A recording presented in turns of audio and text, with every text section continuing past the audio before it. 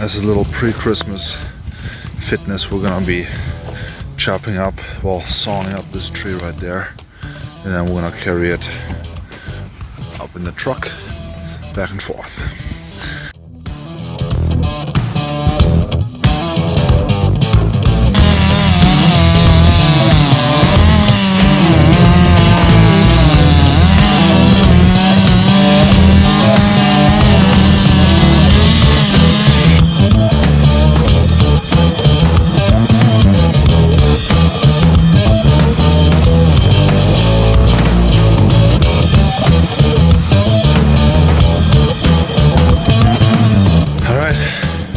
First tree is a wrap.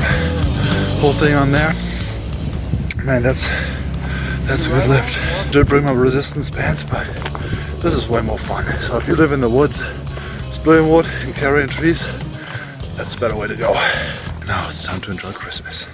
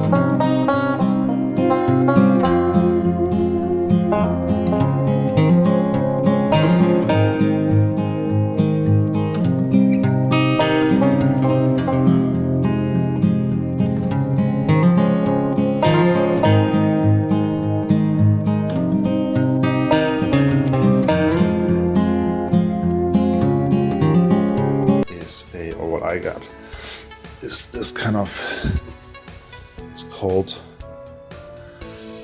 the man crates. Man crates. Anyway, her mom has also made these little pot holders, basically you put stuff in the microwave, put it in here so you don't burn your hand. And then two of those, and then in here, because I absolutely love cooking, we got a marinade injector, so I can see how that's pretty good for chicken. And then we got another marinade kit for some steaks. So for my birthday, which is gonna be coming up in a couple, just over, like 2 weeks, January 13th, I'm gonna be making some very special for all the friends I'm gonna be having over, and this is gonna be part of that. Then we have a Grip Easy, I think that's for tenderizing meat. So that's kind of cool. Professional meat tenderizer. That would hurt. And then the other exciting thing is Ivory barbecue sauce. So it's going to be super nice to marinate pretty much any sort of meat in that. And then some original marinade, also seems very universal rather, but it'll taste great. Then we got some Orleans Cajun. I'm very excited for this one. Unique blend of bold Cajun spices. And then we did this thing called a recipe exchange. So where the whole family basically puts recipes together, and then it's like a white elephant basically. And we got a recipe for, what is this called? Hawaiian sausage skillet. So we got the non-perishable items for that, and then a gift card somewhere in here to cover all the fresh stuff that we're gonna have to buy. And then the last thing that is also really cool is a mini cast iron pot that it's actually pretty heavy, so it'll be pretty cool to make sauces in this thing. So yeah, just wanted to share that. I thought this was pretty cool, especially this whole box idea. And oh, and I got weightlifting socks. Literally, there's weights on the socks.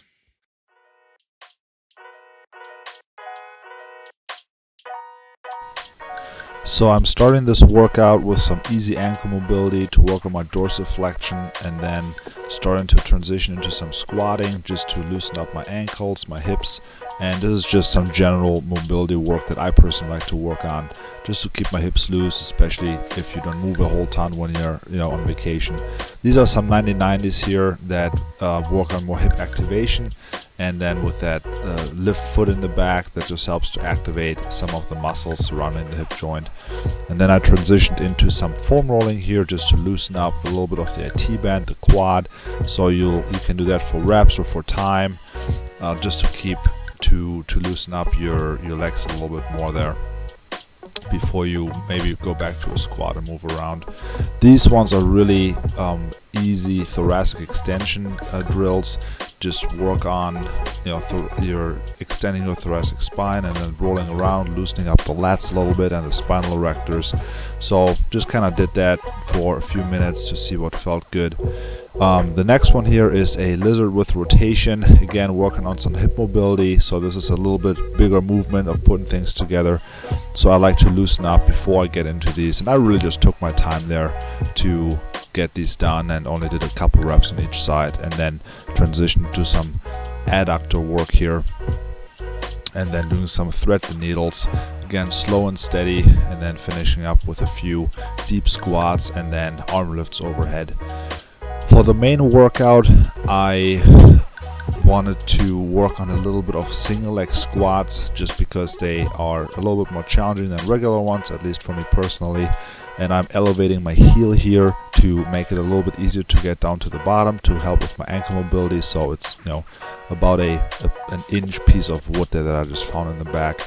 Then I turned that into a tiny superset with some push-ups. I like using the bands to add a little bit more resistance to the actual push-up, and then just finishing up with a little bit of core, doing some shotguns there. So, and then I just rested I didn't time it, just rested until I caught my breath again in between sets. So, and I think I did this maybe 2 or 3 times, just staying limber. So really just doing this to get a little pump in the upper body core, and then doing some legs there. So just going back and forth between those exercises.